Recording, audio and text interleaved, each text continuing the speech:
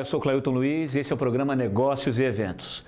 O objetivo do nosso programa é revelar os segredos dos maiores empreendedores do momento e cobrir os melhores eventos de Santa Catarina. No programa de hoje, você vai conhecer a história de Theo Orozco, um jovem empresário que em apenas 6 meses construiu um negócio que tem revolucionado o setor de vendas das maiores empresas do Brasil. Assista comigo.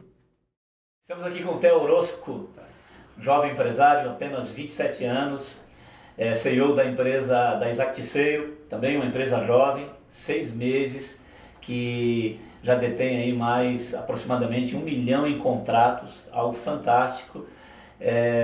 A empresa detém um método de venda inovador, extraordinário, coleciona aí cases de sucessos fantásticos, como o da VL Laser, a empresa aí considerada pela Exame, né?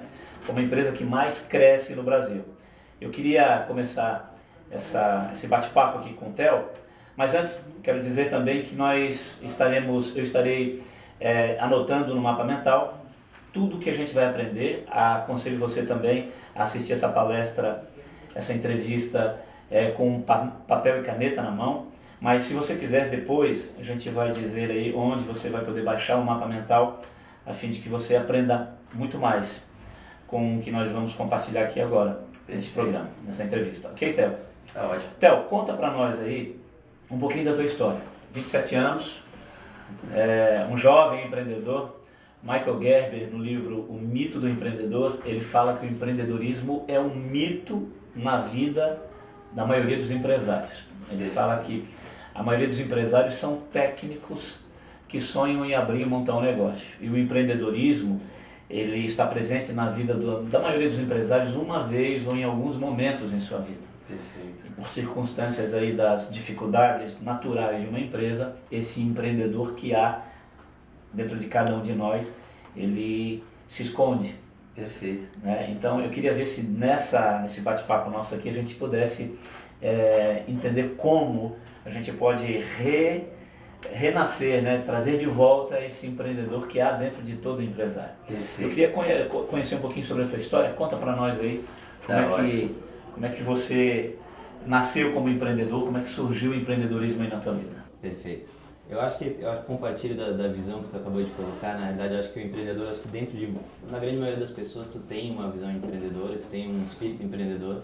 E o que falta muitas vezes é explorar os gatilhos que aparecem, né? Então, as oportunidades e abraçar elas e ter aí, aceitar o desafio de ser empreendedor, que é um grande desafio, principalmente no Brasil, né? Mas, contando um pouquinho da minha história, eu sou designer, sou formado em design pelo Instituto Federal de Santa Catarina.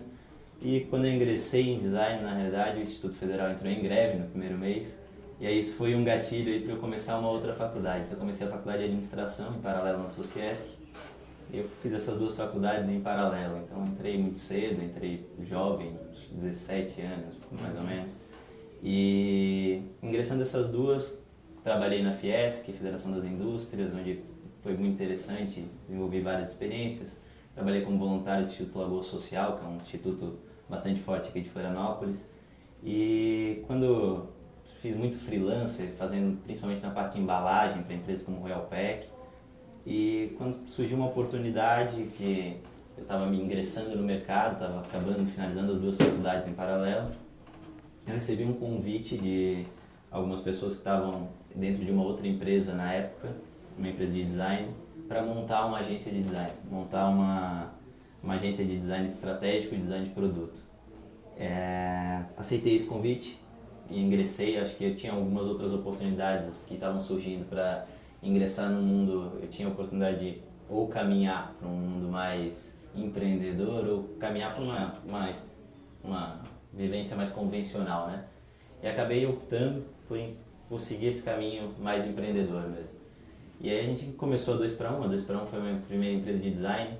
A empresa ganhou aí, nessa trajetória, a gente chegou a ganhar 8 prêmios Ideia Brasil, que é o maior prêmio de design hoje do Brasil, entre finalistas e vencedores. Ganhamos uma vez o Michelin Challenge Design, um dos maiores prêmios de design automotivo do mundo, que nos gerou um convite para a Expo no Salão do Automóvel de Detroit. Fomos a primeira empresa brasileira a Expo no Salão do Automóvel de Detroit. Ganhamos Top of Business, ganhamos prêmio da Associação Brasileira de Embalagens, enfim, colecionamos alguns prêmios, clientes como Kimberly-Clark, clientes como Net Brasil, Net Alemanha, Olsen, que é uma empresa referência aqui da região. E a empresa ia muito bem, mas até pela juventude, nessa época a gente, apesar de ter formado um time de fellows bem interessante na empresa, dentre os fellows a gente tinha, por exemplo, nomes como Cláudio Vicente, que é aí coordenador da FGV hoje daqui da região. A gente acabou pecando em alguns pontos e chegou um momento onde a empresa ela evoluiu muito, mas ela, em termos processuais na empresa, nós tínhamos algumas dificuldades. Então essas dificuldades, para a gente trabalhar as dificuldades, a gente teria que voltar alguns passos. E essa volta de alguns passos, naquele momento da minha vida, não era uma volta tão simples. A gente trabalhava, na época, eu e meu sócio, o Alexandre Turosi, trabalhávamos cerca de 16 horas dia, fim de semana. Estava numa época que eu queria casar, queria partir aí para uma vida familiar. E esses passos, na realidade, eles iam, na realidade, trazer ainda mais trabalho daquilo que eu já estava tendo. Então, eu acabei optando por regressar ao mercado e aí procurar uma oportunidade em uma empresa onde eu pudesse crescer dentro de uma empresa. E em algum momento eu acabei partindo para uma trajetória que não era tanto do empreendedorismo, mas sim do intraempreendedorismo que eu acabei me deparando, né? E aí nesse momento, na realidade, quando fui buscar o mercado, tive algumas oportunidades. Tive uma oportunidade de uma empresa de São Paulo. Uma empresa de São Paulo é difícil você migrar para São Paulo, então acabei, na realidade, nem olhando muito para ela. Tive uma oportunidade que eu fui atrás. Na realidade, eu sempre fui viciado por parques de diversão, né? Eu gosto do conceito de serviço, sou um viciado no conceito Disney de serviço. E apresentei uma proposta para o Beto Carreiro, empresa da região, de abrir uma área de serviço, uma área de experiência, de design de experiência. Foi uma bem aceita a proposta. Na época era o Boab e o Geninho Góes, e aí eles gostaram bastante da proposta, mas na época estava difícil de entrar com essa nova área, então eles me ofereceram entrar gerenciando uma outra área, na realidade, fazendo parte de uma outra área, e para depois a gente tentar galgar para essa proposta. E em paralelo eu recebi uma proposta de um ex-cliente nosso, que era uma empresa, uma startup, que estava no Celta, que é onde hoje minha empresa se encontra, na realidade, que era a Very Laser, uma empresa que fazia máquinas laser, uma empresa que tinha uma base tecnológica fantástica, mas era uma empresa que estava passando por caminhos, e alguns tinha que direcionar alguns caminhos para tornar mais eficiente e aumentar o crescimento. E acabou que, numa reunião com o Rafael hoje ele faz parte do primeiro fundo de investimento da Exact, que investiu na Exact, em uma reunião, uma mesa como essa, ele abriu a empresa, abriu que ele tinha um período de negociação aí que estava na casa dos 10 meses, da primeira visita até o fechamento, e ele estava com alguns problemas, que ele estava cerca de um pouco menos de 16% da meta, e a gente está falando aí quase que meio do ano, tá falando de junho mais ou menos de 2013. E aí eu aceitei o desafio, formular um novo método de vendas, trabalhar a partir de uma base que já tinha, em parceria, claro, com uma equipe de vendas, e a Very tinha essa característica, uma equipe extremamente competente de vendas. E a gente se uniu muito, trouxe alguns conceitos de fora, usei um pouco da base que já tinha, e a gente começou a engrossar o caldo e desenvolver um novo método de vendas para a empresa Exact. Esse método de venda levou a empresa a recuperar a meta do ano inteiro. Nós atingimos aí o maior crescimento do Brasil em 2013, segundo a revista Exame, segundo a consultoria Deloitte, maior nota da história do processo seletivo da Endeavor, que é um dos maiores grupos de apoio ao empreendedor, que hoje a gente faz parte na Exact também. É um grupo que aproxima muito mentores, pessoas que já passaram por alguns desafios, a empreendedores que estão começando aquele desafio. Então, isso é uma coisa bem interessante. E começou a dar certo, e aí o fundo de investimento, que é o Criatec, que é o fundo da Very, um fundo bastante participativo, bem interessante aqui da região, ele viu o trabalho e indicou para a empresa Nanovetores, que é uma empresa aqui da região também, que começasse esse trabalho, que me contratasse como consultor. Eu tinha alguma dificuldade de trabalhar como consultor, estava dando aula na época, estava dando aula na Unesp, e o que eu fiz foi contratar uma pessoa para eu começar a treinar essa pessoa e ela aplicar o método dentro dessa empresa. E aí com essa contratação foi, na realidade, o início da Exact há algum tempo. A Exact tem 6 meses como empresa formalizada, mas ela já vem com um processo de consultoria aí que já tem um tempo consideravelmente maior, né? E A aplicação da Nanovetores foi sucesso também. A gente tem até no YouTube alguns vídeos de depoimento do CEO da Nanovetores, onde ele conta cases como uma redução do tempo de negociação, que era de 1 ano para 2, 3 dias. Isso afirmado por ele. Então, assim, a gente conseguiu um resultado talvez ainda mais fantástico. Assim, esse resultado vem aumentando. A Nanovetores no ano de 2000, agora nesse ano de 2015, a Nanovetores conseguiu cumprir todas as suas metas do ano em um ano de crise, né? Então, assim, a gente tem o primeiro quarto da Nanovetores foi fantástico.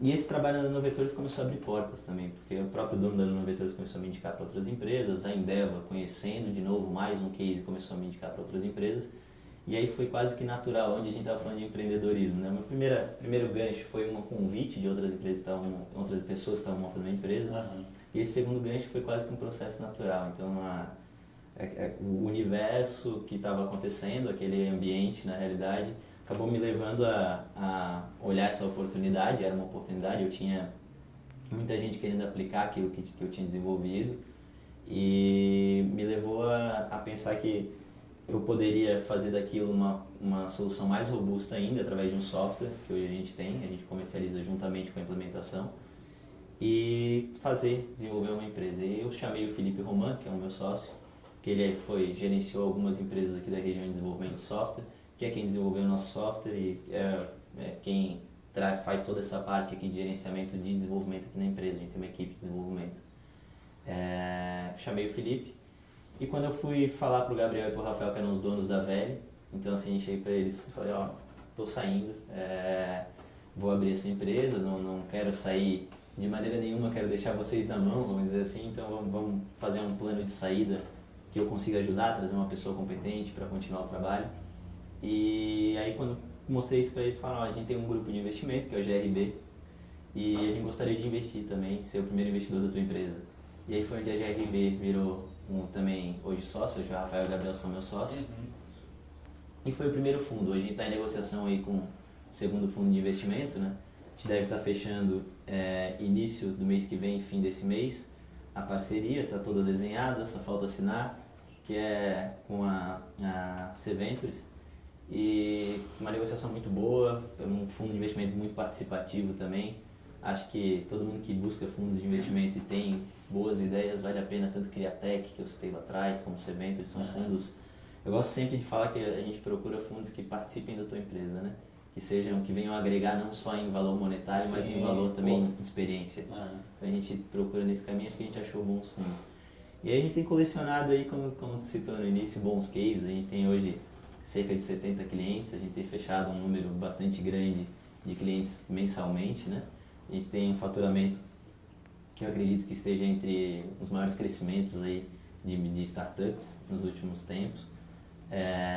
Esses clientes, a gente tem cases como o case da WW Sistemas, por exemplo, que é um case que a gente, ano passado, com o produto, eles faturaram R$28 mil no ano inteiro, e a gente, de introdução do produto, a gente hoje já está falando de R$280 mil em 2 meses.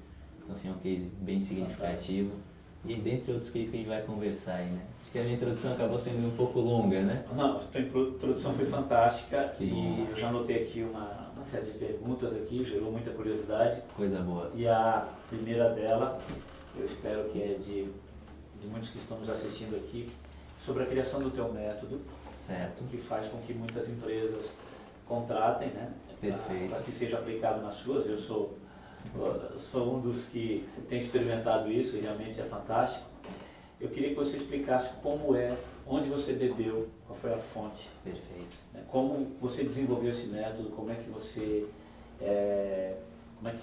aplicou isso. Você disse que você depois contratou alguém para que desse essa assessoria, então você não prestou assessoria, você pessoalmente, nas outras empresas, você treinou alguém. Exatamente. Mas tudo nasceu de um método, de uma estratégia. Perfeito. De vendas. Fala um pouquinho sobre isso aí para nós. Excelente.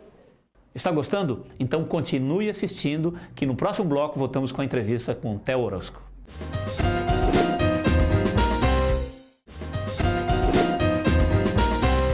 Continue assistindo a entrevista com o Theo Orozco. Sobre a criação do teu método, certo, que faz com que muitas empresas contratem, né? Perfeito. Para que seja aplicado nas suas. Eu sou um dos que tem experimentado isso e realmente é fantástico.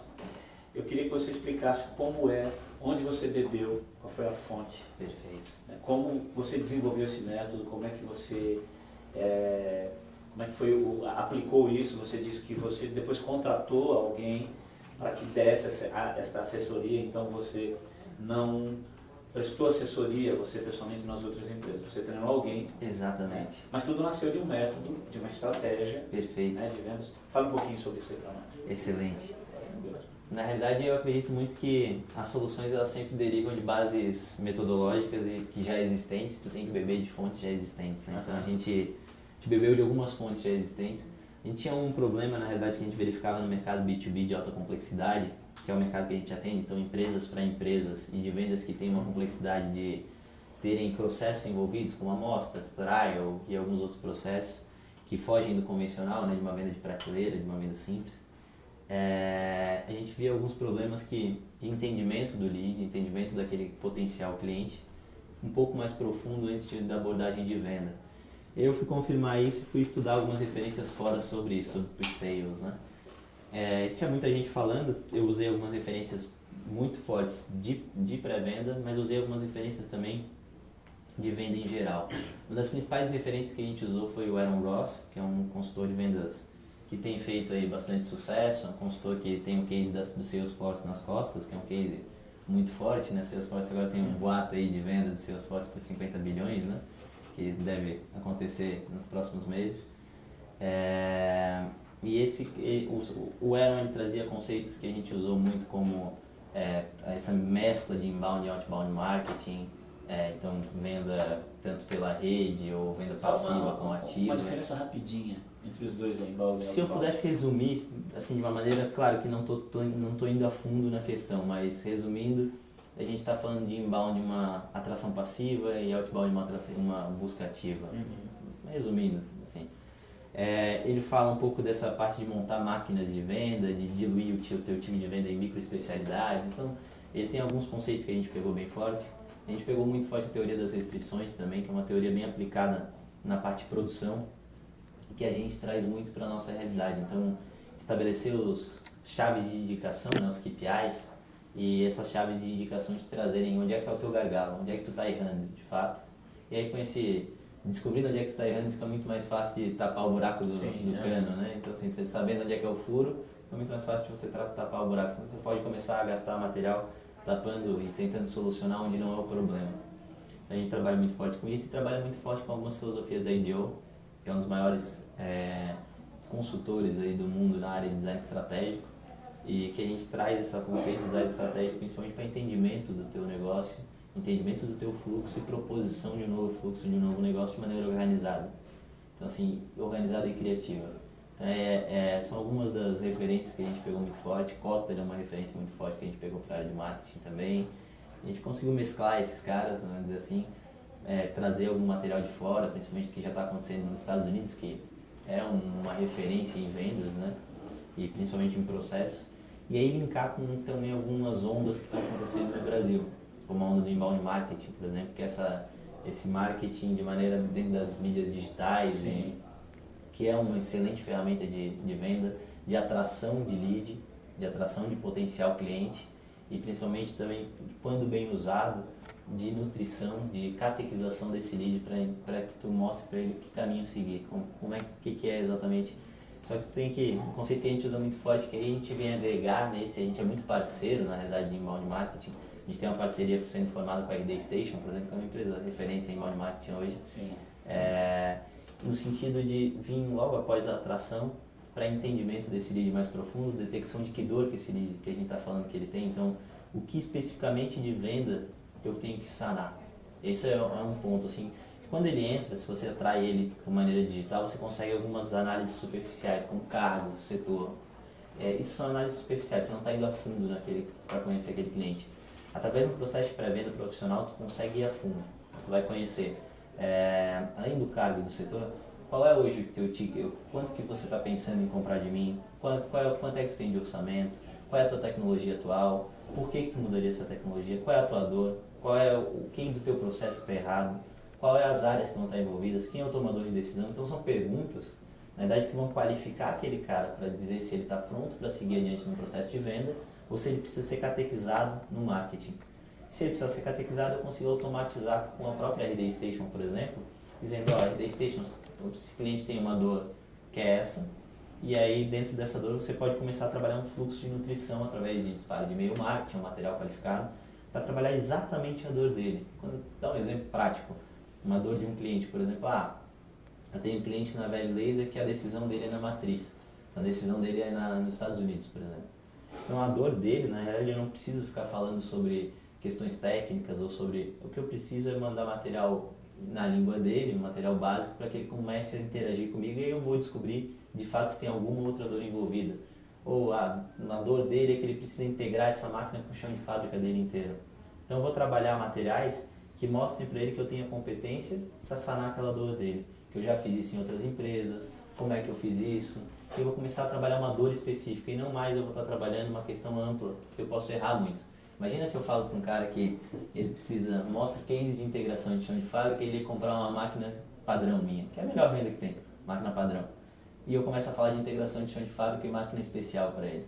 E esse cara, daqui a pouco, ele desiste da minha compra simples, da minha compra boa, que é aquela compra padrão, porque eu acabei de mandar um material que não era da dor dele, ele não tinha aquela dor. Eu criei uma dor nele, através de um material que, na verdade, eu não conhecia daquele cliente suficiente para eu mandar aquele material. Então, assim, é nesse sentido, basicamente, que a gente trabalha o método. Assim. Certo. Nos tempos em que vivemos hoje, onde a gente tem incêndios, os empresários apagar todos os dias, né? E o tempo está muito corrido, muito curto. O profissional de vendas que chega ao cliente falando justamente a linguagem, curando as dores, as frustrações que ele está passando no momento, ele vai ter um resultado muito maior. O Aaron, ele tem uma comparação numa entrevista que ele deu, se eu não me engano, que ele fala assim, se você joga 60 clientes para um vendedor e 10 deles estão prontos para comprar, ele tende a fechar mais ou menos 1 a 2 clientes. Se você joga 15 clientes e 10 estão prontos para comprar, ele tende a fechar 8 a 9 clientes. Então, assim, basicamente é a tua concentração de esforço. Então, assim, se você conseguir concentrar o esforço no cliente certo, tratando a dor certa, você vai ter um desempenho provavelmente muito superior a quando você está falando de volume. E no Brasil a gente ainda está muito na filosofia de cold calls, né? Então quem tem cold call, aquela ligação fria, aquela ligação para marcar visita sem eu entender do cliente, sem eu saber se vale a pena uma visita do meu vendedor e deixando o vendedor despreparado. O vendedor chega na realidade, ele vai para uma visita onde ele conhece muito pouco sobre a realidade do que ele vai falar, ele não sabe o que abordar. É a lei da probabilidade, né? Exato. Liga para 50 que E é uma não probabilidade vai aceitar. E aí isso é problema, porque você vai inflar o forecast do vendedor, você vai inflar as oportunidades de fechamento de curto prazo, que boa parte delas não são na realidade não estão naquela característica e ele vai ter que trabalhar todas elas. Então você está trazendo uma ineficiência para o teu vendedor e que ela vai acabando respingando naqueles caras que iam fechar mais rápido. Aqueles que estão ocupando espaço, mas todo cliente merece atenção, né? Uhum. Mas a questão é, ele está merecendo, nesse momento, a atenção dele deve estar mais em parte de marketing, por exemplo, de um fluxo menos custoso, mais automatizado, ou de uma venda de outbound sales, por exemplo, uma venda de ir corpo a corpo até o cliente, que é uma venda cara. Teu CAC, né, teu custo de aquisição de cliente vai lá em cima. Se você está errando, se você não está conseguindo filtrar e ser assertivo na dor, você vai fazer muita visita para fechar pouco negócio. Então, o seu custo de aquisição sobe e aí o teu custo-benefício de venda acaba sendo um pouco prejudicado, um pouco não muito prejudicado. Então, é nesse sentido que a gente acaba trabalhando, na realidade. Em saber o que oferecer, quando oferecer e como oferecer, na realidade. A gente brinca que a venda, ela, às vezes, dá para comparar com uma luta de boxe, né? Então, assim, o lutador de boxe, ele vai dando jab para achar a distância. E quando ele achar a distância correta, ele vai dar o soco, vamos dizer assim. E aí o soco vai pegar no lugar onde está passando pela guarda do adversário e vai derrubar o adversário. Uhum. Na venda, claro, não precisa ser tão agressivo, mas na venda a gente consegue fazer um paralelo. Então, assim, o vendedor, quando ele senta, ele vai ficar toda hora tentando achar o gatilho correto, né? Então, assim, ele vai colocar situações e verificar como é que o interlocutor ou outra pessoa do lado reage àquela situação, para ele verificar se ali ele pode explorar ou não.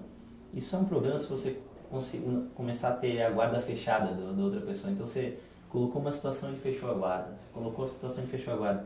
Na terceira colocação que tu vai fazer, ele já está extremamente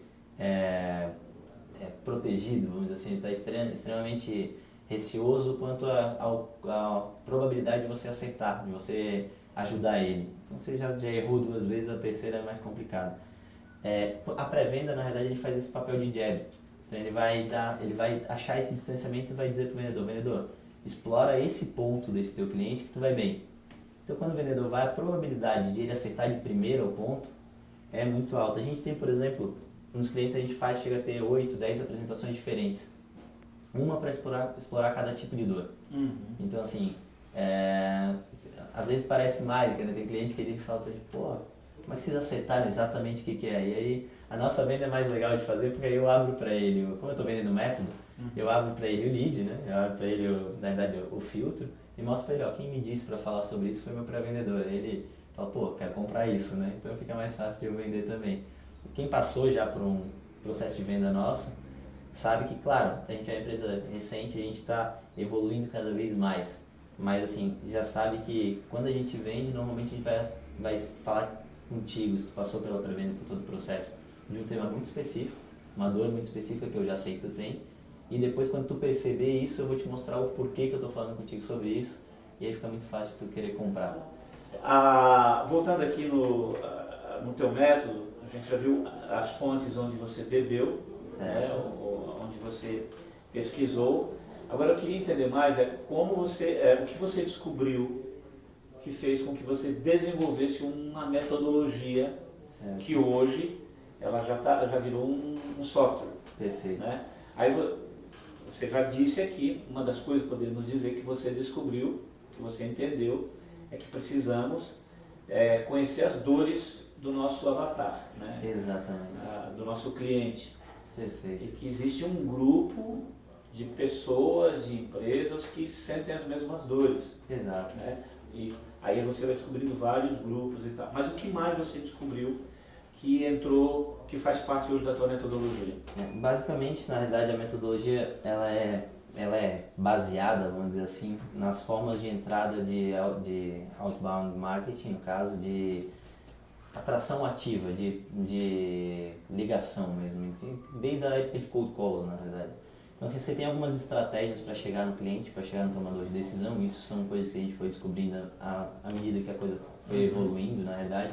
Hoje a gente tem alguns planos A gente hoje tem o primeiro curso de consultor em pré-venda do Brasil, que é pelo Geração Tech, e justamente mostrando como fazer esse tipo de abordagem. Então, esse método de abordagem para chegar no tomador de decisão é uma descoberta que a gente fez na evolução e a gente vem evoluindo cada vez mais esse método, porque à medida que você aumenta seu universo, você consegue entender cada tipo de empresa e como é que você vai abordar para chegar no tomador de decisão. Isso é um conhecimento coletivo, a gente tem uma coisa que a gente cuida muito na Exact, é essa difusão do conhecimento dentro da empresa. Então, assim, isso é um conhecimento que acaba virando um argumento de venda nosso.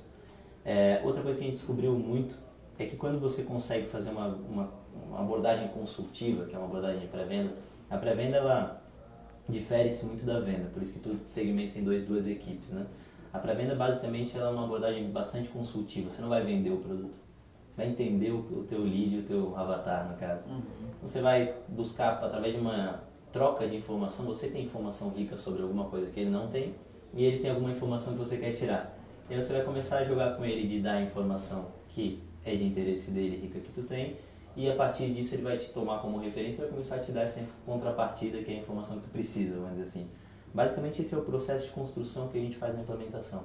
A gente vai construir um passo a passo que eu possa ir ganhando a confiança do meu lead, ganhando a confiança do meu avatar, e à medida que eu for ganhando a confiança, eu extraindo mais informações dele. Então hoje, na Velho, por exemplo, eu descubro qual é o tipo de máquina que ele tem, quanto que ele tem, se ele tem dinheiro para fazer essa compra, quem é o tomador de decisão, perguntas que vão muito a fundo. Na Nanovetores, por exemplo, eu descubro qual é o próximo projeto dele, se ele já tem algum outro fornecedor de ativo envolvido no processo, qual é a probabilidade de ele entrar numa nanotecnologia no produto dele. Então eu consigo ir muito mais a fundo nessas questões.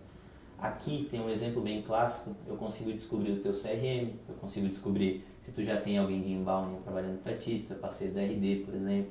Consigo descobrir como é que está o teu momento de venda, como é que estão as tuas metas, como são construídas as tuas metas, para que eu entenda esse lead e eu consiga, através desse entendimento, tirar conclusões não só de venda, que é um outro ponto bem interessante. O software, ele acabou... O que é o software assim, que a gente construiu? Basicamente, ele é uma forma de coleta de dados ricos de maneira ativa.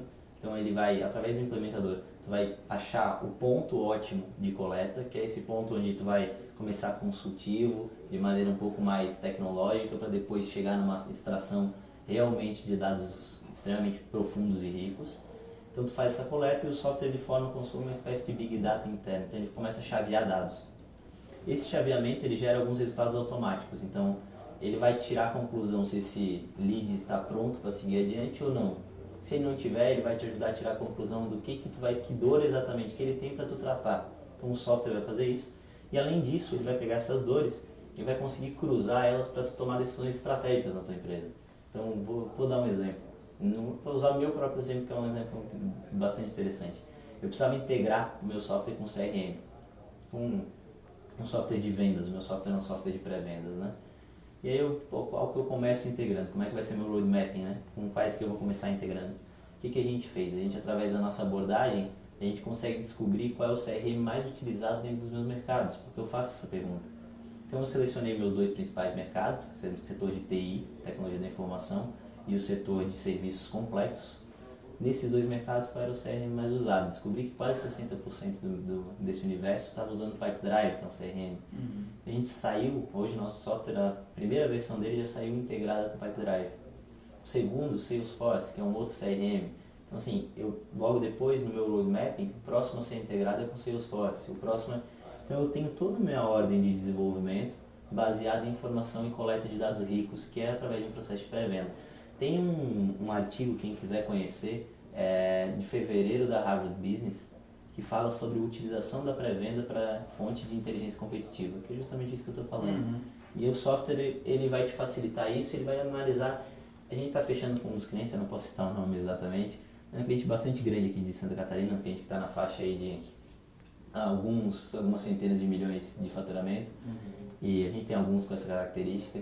E ele tem uma área de inteligência competitiva, e essa área de inteligência competitiva, de BI, né, dele, hoje e como é a maioria das áreas, na realidade, de BI, ela está muito focada na extração de dados. Quando na realidade ela está focada no operacional, quando na realidade ela é uma área que deveria ser tática e estratégica. Então assim, você está muito mais coletando do que trabalhando aqueles dados e gerando propriamente uma solução a partir daqueles dados, uma indicação a partir daqueles dados, que é uma área de inteligência competitiva deve fazer. E aí a ferramenta, quando a gente mostrou a pessoa responsável por essa área, né, quase chorou na realidade. Ela olhou e falou, putz, vou ter muito mais informação do que eu tenho hoje, que hoje ela tem só sobre os clientes, ela não tem sobre os leads, sobre todo mundo que era potencial cliente em algum dia. Ela vai passar a ter uma informação de muitos mercados, muito segmento, muito profunda e com um volume muito bom de informação. Então assim, existem mercados que eu afirmo que você tem clientes meus que têm mais assertividade que Ibope, porque o universo ele não é tão grande e a abordagem foi feita, então tem um volume grande de leads e você tem uma noção muito grande. Por exemplo, a Multilog, que é uma empresa de alguns centenas de milhões também de faturamento, dos maiores portos secos do mundo, ela hoje consegue entender qual é o CIF médio do mercado como um todo. Então assim, ela faz essa pergunta, ela consegue entender mesmo não só dos clientes dela, mas do mercado como um todo. Ela entende qual é o número de containers que o mercado como um todo tem importado. Então são perguntas que ela consegue hoje ter as respostas através de um processo de uma pré-venda profissional. Então assim, isso é uma outra descoberta que a gente fez bastante grande com a pré-venda. Fantástico, Theo, fantástico. Então, a gente poderia resumir aí, a tua metodologia pode ser dividida em duas partes, a pré-venda e a venda. Exato. Okay? Sendo que o profissional que vai para a venda, ele já vai com toda uma quantidade de números, de informações que capacitarão ele a falar a linguagem perfeito do cliente. A linguagem do cliente e falar o que o cliente precisa ouvir, não é o que ele quer ouvir. Exatamente. Assim, que é uma questão também bem interessante. Assim, uma coisa é você achar que seu cliente precisa ouvir alguma coisa, isso é normal, baseado em análises superficiais. E outra coisa é você detectar que ele precisa ouvir aquela situação. Vou te dar um exemplo. Eu tenho clientes dentro da nossa empresa, eu gosto sempre de trabalhar com exemplos, que eu acho que fica mais claro, né? Dentro da nossa empresa a gente tem uma pergunta se é quem faz a venda. Quem hoje na tua empresa faz a venda? E aí ele vai me responder se ele tem vendedores internos, se ele tem representantes. E muitas vezes, em muitas empresas de tecnologia, que é um mercado onde a gente atua muito, ele vai dizer, olha, hoje eu ainda faço a venda. Eu tenho empresas que, desde pequena, empresas muito grandes, eu tenho empresa dessas de centenas de milhares de milhões que a gente falou, de faturamento, que o CEO ainda faz venda. E aí quando o CEO ainda faz venda, eu tenho um baita argumento de venda. Eu vou falar não o que ele quer ouvir, mas o que eu acho que ele precisa ouvir. Então assim, eu descobri uma dor, porque eu sei que isso é uma dor latente dele, que ele está vivendo aquilo ali. Então quando o meu vendedor for conversar com ele, ele vai dizer, olha, você faz a venda hoje, né? Ele vai dizer, na verdade ele vai dizer, quem faz a venda hoje? Ele vai perguntar de novo, mas ele já sabe. Assim, não sei, eu faço algumas vendas. Pois se é o custo mais caro da sua empresa, e isso é uma lógica mundial, Sim. é o CEO, são os diretores, são os sócios. Porque se você puder substituir o que ele faz por alguém que você contrata no mercado, vai ser muito mais barato para você. Então por isso que o sócio tem que ter um valor agregado muito grande, o acionista tem que ter um valor agregado muito grande. E aí eu falo para ele, você é o maior custo da sua empresa hoje, e quantas das visitas que você faz você chega despreparado, ou você não consegue converter em venda porque não estava no momento certo de você visitar. Aí esse cara comprou de mim, né? Nessa primeira pergunta que eu faço para ele vivendo aquilo ali, a probabilidade de ele fechar comigo, porque ele está vivendo aquela dor no dia a dia, é muito alta. Mas eu só fiz aquela pergunta porque eu já sabia que era ele que fazia, né, a venda como CEO. Então assim, é nesse ponto, é falar não só o que ele acha que é problema dele, mas o que eu detectei que é dor dele que eu posso solucionar. Então eu tenho um remédio para ti. Fantástico, Theo. Está gostando? Então continue assistindo, que no próximo bloco voltamos com a entrevista com o Theo Orozco.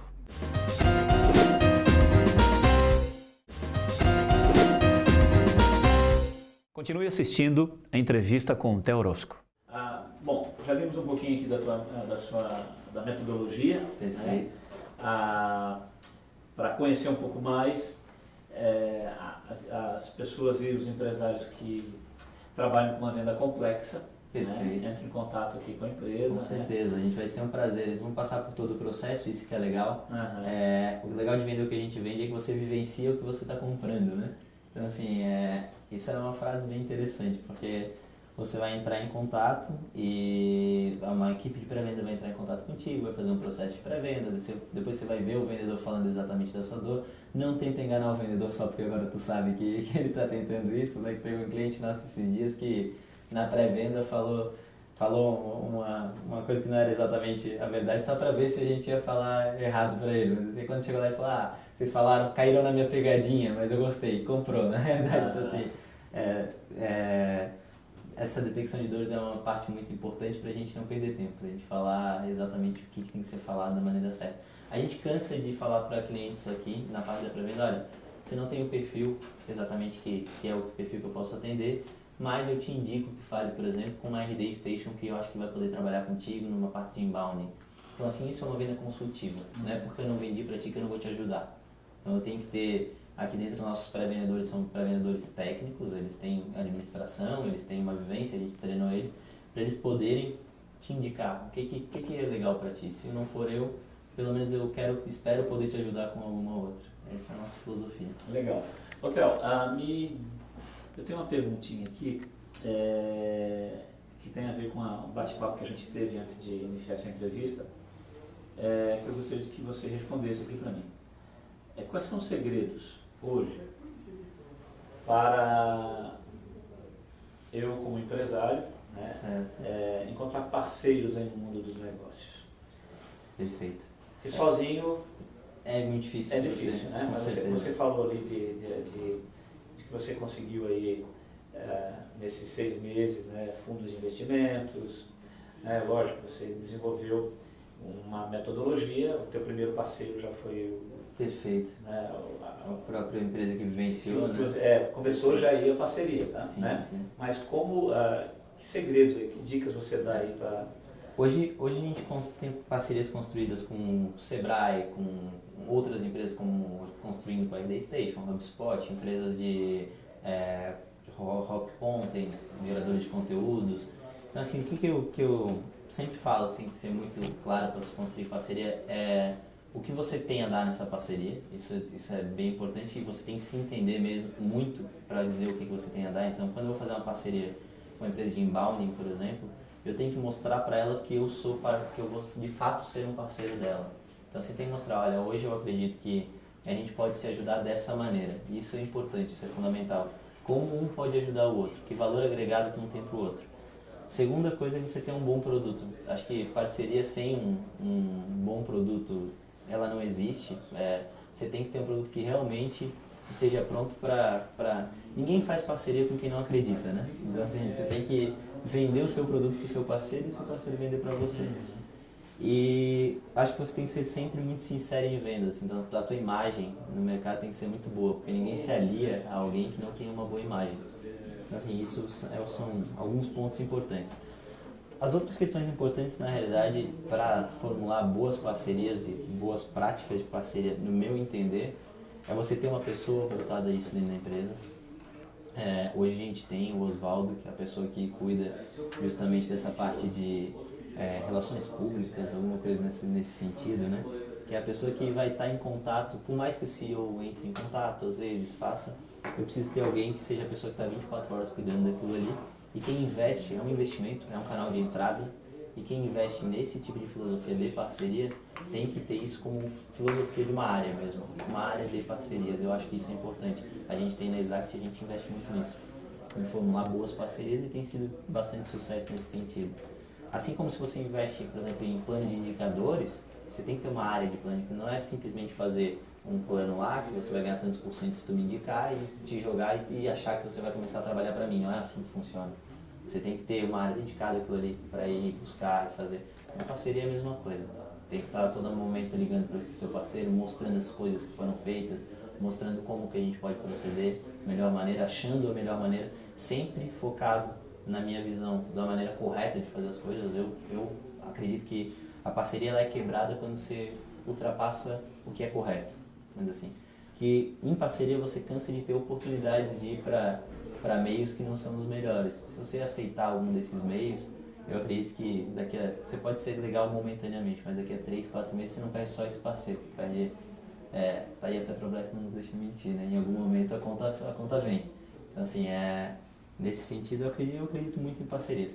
E fundo de investimento, na verdade o fundo ele vai avaliar alguns pontos da tua empresa.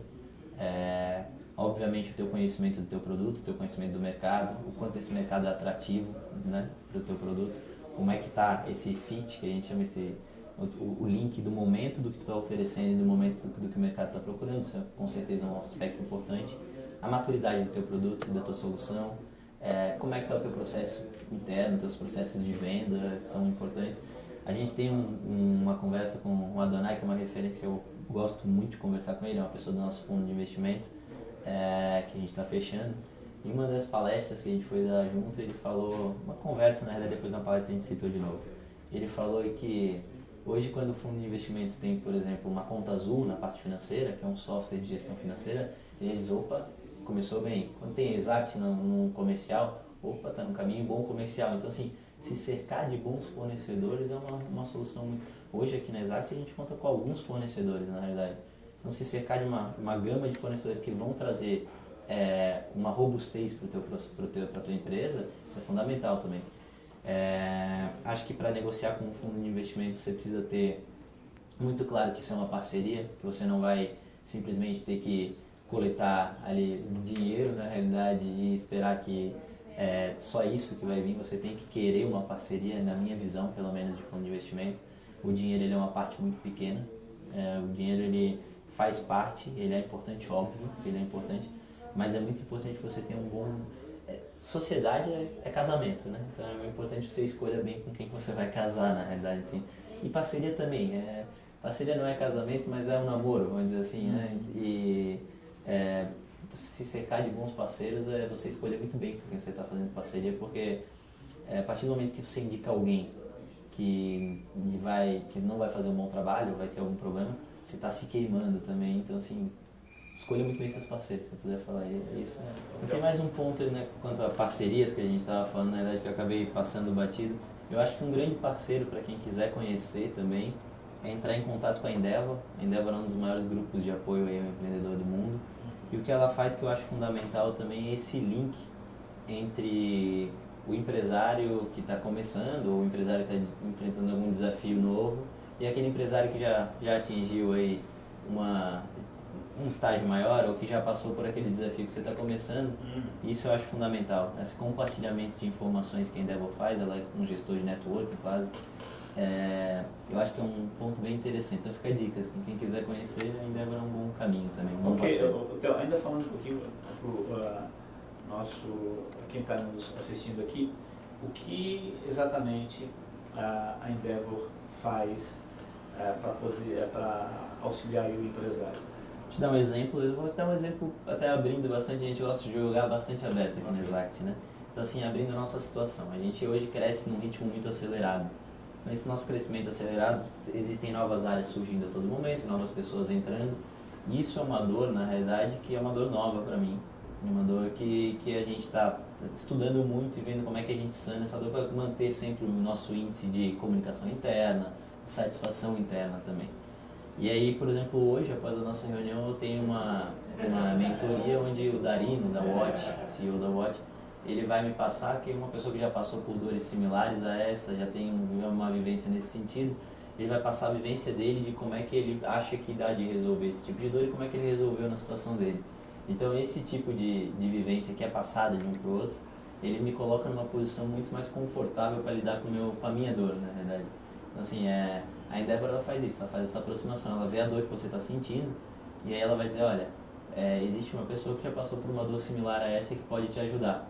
E ela tem essa rede de contatos, a Endeavor hoje, o pessoal da Ambev é contato da Endeavor, Sacupira, o Lehman, então assim, ela vai te aproximar de caras muito referentes que já passaram por isso e que vão poder te ajudar. E isso eu acho que é fundamental. Eu falei lá na 2 para 1, na empresa, um dos nossos maiores vitórias, maiores acertos que a gente teve foi formar um corpo de fellows. Conselheiros são pessoas mais experientes, que já passaram por algumas dores e que vão ajudar a tua empresa a enfrentar aquelas dores, na realidade, trazendo experiência. E aí cabe você ser um empresário, juntar essa experiência com a tua vivência e com a tua, muitas vezes, jovialidade de um empresário, e fazer com que aquilo, você filtrar, ver o que você pode aproveitar daquilo ali, normalmente é uma boa parte, e trazer para a tua realidade e aplicar e fazer com que a coisa seja muito mais fluida, né? Bacana, Theo. Para finalizar, eu gostaria que você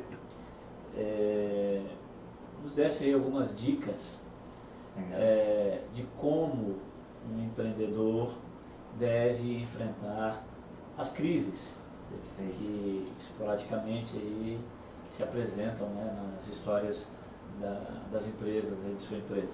O que você poderia dizer aí? Acho legal a gente pensar que crise, que é uma palavra que está sendo bastante usada, ela pode ter vários vieses, na realidade, né? Um deles é a oportunidade. Então, assim, o empreendedor que enxerga a crise como uma oportunidade de se especializar mais em áreas onde ele não vinha se especializando e cuidar um pouquinho mais de áreas como comercial e como até áreas de gestão, de diminuição de custos, áreas financeiras, ele vai ter uma empresa extremamente robusta para qualquer cenário, seja ele um cenário negativo ou positivo. No positivo, a tendência é que ele deslanche muito.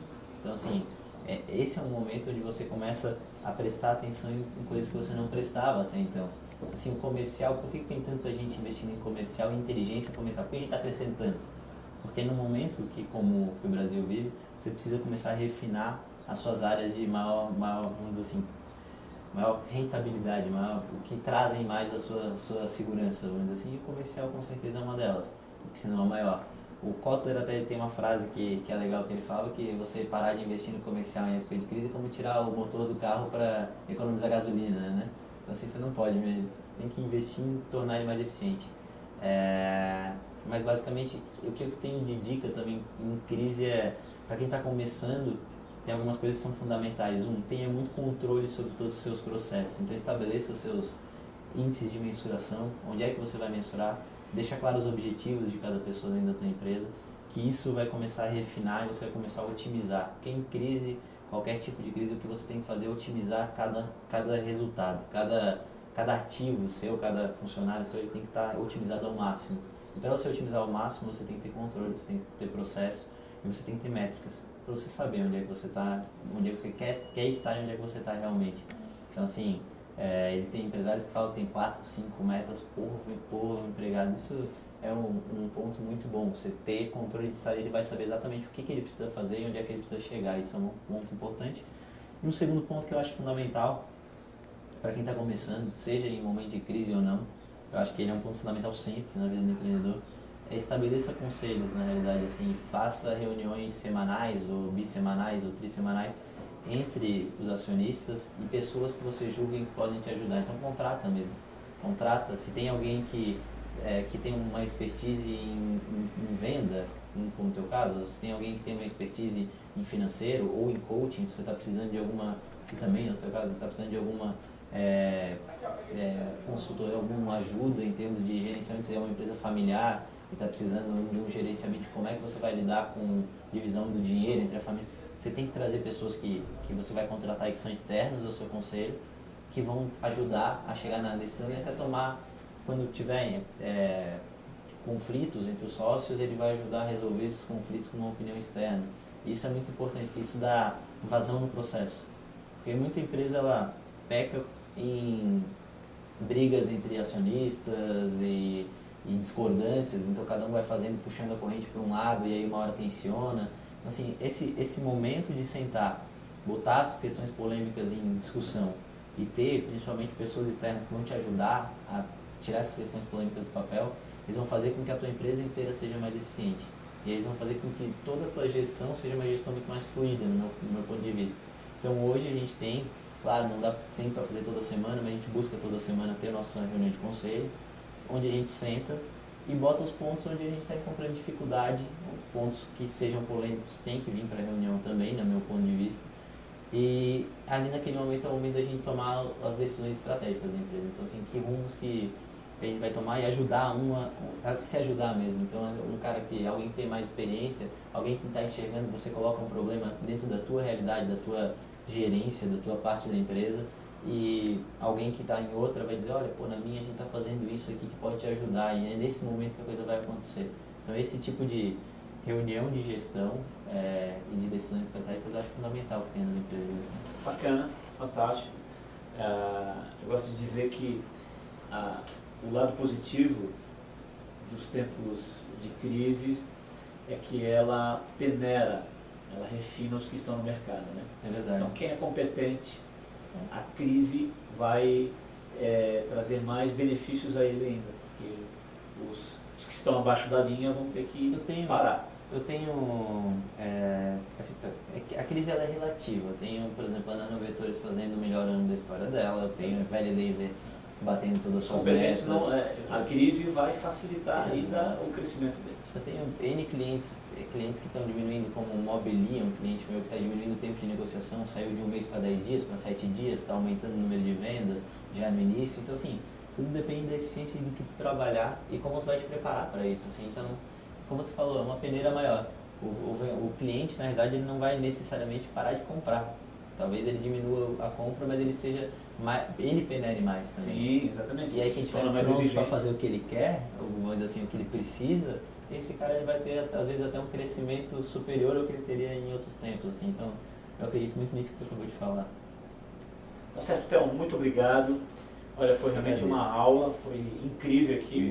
É uma pena, mas eu gostaria de ficar muito mais tempo aqui. Quem sabe a gente marca um outro encontro como esse. O Mata Mental ficou pela metade. Tinha mais coisas aqui para a gente conversar, compartilhar e sugar aqui de tudo que o Theo tem aprendido. Mas até o momento aqui foi extraordinário. Eu aprendi bastante, eu acredito que as pessoas também tenham aprendido. Muito obrigado aí pelo tempo disponibilizado, pelo que você compartilhou, pela sinceridade, de ter aberto aí alguns segredos, né? E te agradeço muito, sucesso para você. Pra nós. Tá? E até a próxima. Eu que agradeço, foi um prazer. Um abraço. Tchau.